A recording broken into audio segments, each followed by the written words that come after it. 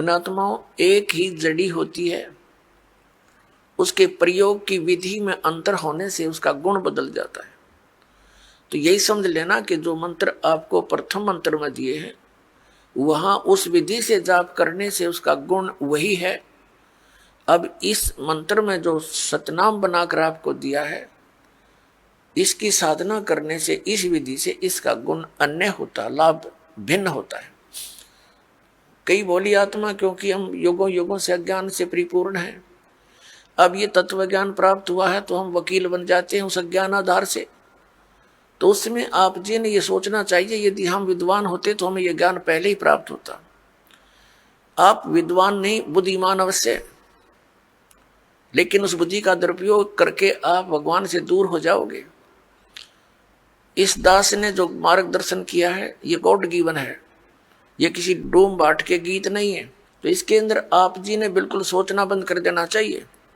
उपदेश लेने के बाद, उपदेश लेने से पहले आप बिल्कुल वकील बने रहो, खूब अच्छी तरह निरीक्षण करो हर एक बात का, और तब दीक्षा ग्रहण करो। दीक्षा ग्रहण करके यदि गुरु जी के वचनों में आपको अविश्वास होता है तो आपका नाम खंडित हो जाता है, भगवान से दूर हो जाते हो।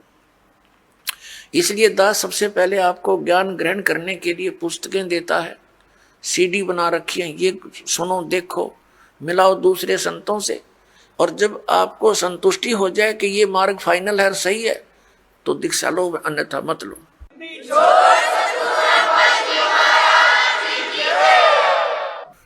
तो जो दास फिर आपको जो भी ज्ञान दे, आप एक अच्छे विद्यार्थी की तरह निरसंशय होकर सुनो, श्रद्धा से सुनो, ब्लाइंड फेथ करके सुनो।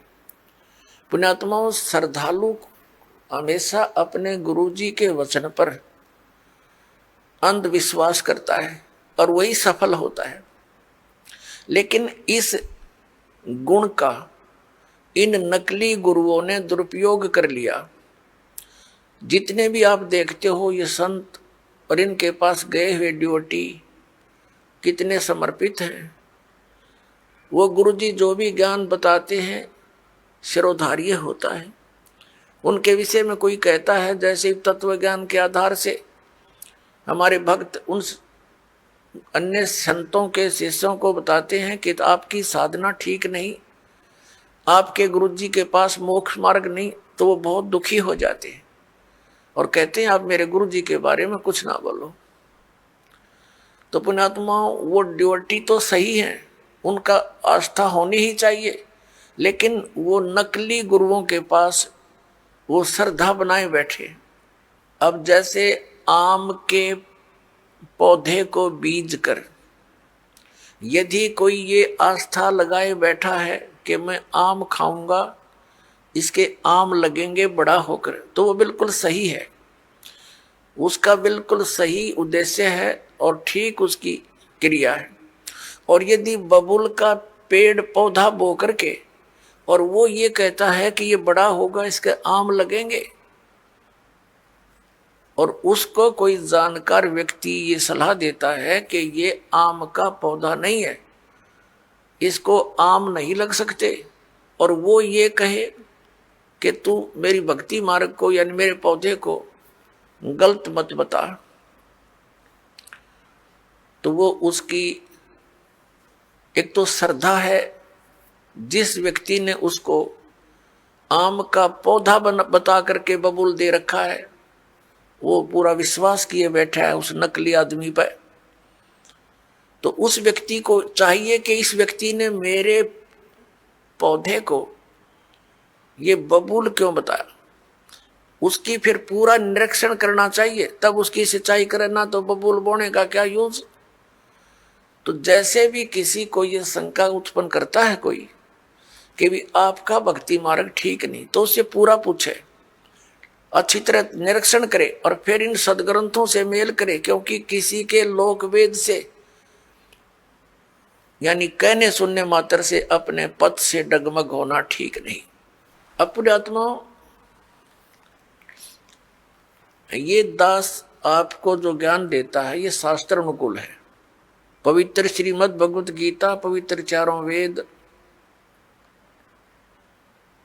और पवित्र पुराण ये एक पवित्र हिंदू धर्म के श्रद्धालुओं के लिए शिरोधार्य है। शिरोधार्य का अर्थ होता है इनमें जो लिखा है वो सत्य है, और इससे बाहर कोई बताता वो असत्य है। असत्य डुप्लीकेट और सत्य ओरिजिनल।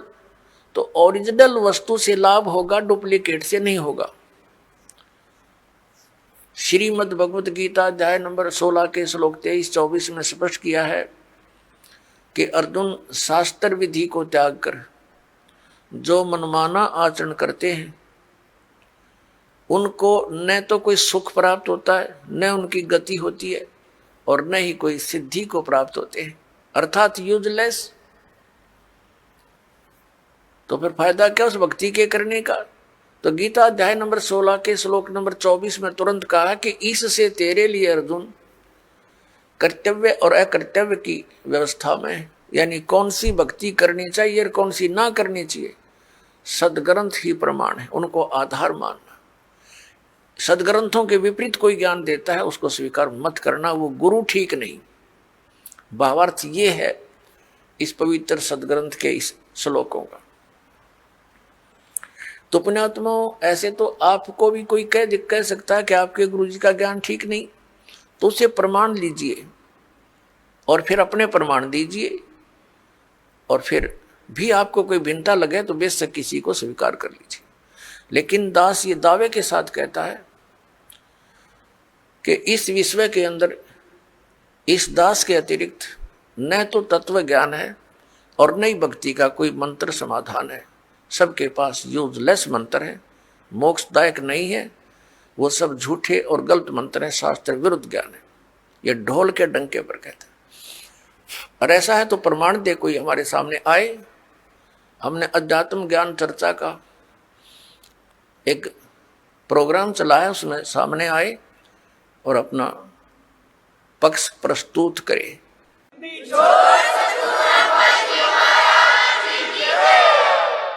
तो दास जो आपको कहना चाह रहा है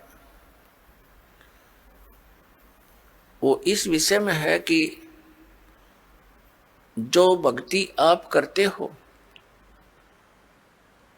और जो साधना ये दास बताता है उसके ऊपर आपको अविश्वास नहीं होना चाहिए, विशेषकर उपदेश प्राप्त करने के बाद।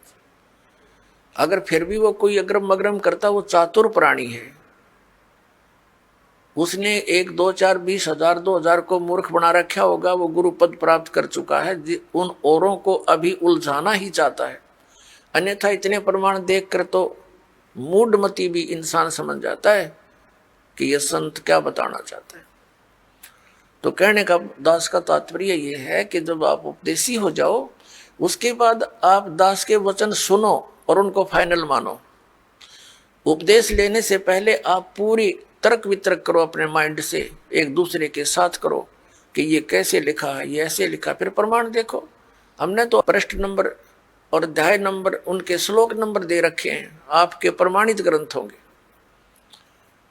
पुण्यात्माओं, दास अपनी तरफ से एक शब्द नहीं बोलता, क्योंकि हम जीव हैं। जीव जो अपनी तरफ से बोलेगा वो यदि ग्रंथों से परिचित नहीं है तो जीव सतर का ही बोल सकता है। लेकिन दास ने उन सदग्रंथों को पढ़ा है जो गॉड गिवन है, और गॉड गिवन जो विचार हैं वो जीव सतर से बाहर होते हैं। गॉड गिवन परमात्मा दत्त जो ज्ञान है उस पर जीव सोच ही नहीं सकता वहां तक, तो उनको हमने फाइनल ही मानना होगा। दैट्स ऑल, ये समझ लेना। और ये आपको निश्चय हो जाना चाहिए कि दास जो बोलेगा वो सदग्रंथों से ही बोलता है, जो सदग्रंथों में लिखा है, और जिसको हमारे धर्मगुरु समझ नहीं सके दास उनको समझा रहा है कि इस सदग्रंथ का कहने का तात्पर्य ये है, ये न्यू का न्यू लिखा हुआ है, एज इट इज रिटन है, जो का त्यों लिखा हुआ है, और उसको हमारे धर्मगुरु समझ नहीं सके। बस इतनी सी बात है। फेसबुक पर हमारे पेज अमर बोध को लाइक करें और यूट्यूब पर अमर बोध चैनल को सब्सक्राइब जरूर करें। संत रामपाल जी महाराज से निःशुल्क नाम दीक्षा लेने के लिए हमारे इन नंबरों पर संपर्क करें। घर बैठे निःशुल्क ज्ञान गंगा या जीने की राह पुस्तक प्राप्त करने के लिए अपना नाम, पूरा पता और मोबाइल नंबर हमारे इन नंबरों पर SMS या WhatsApp करें।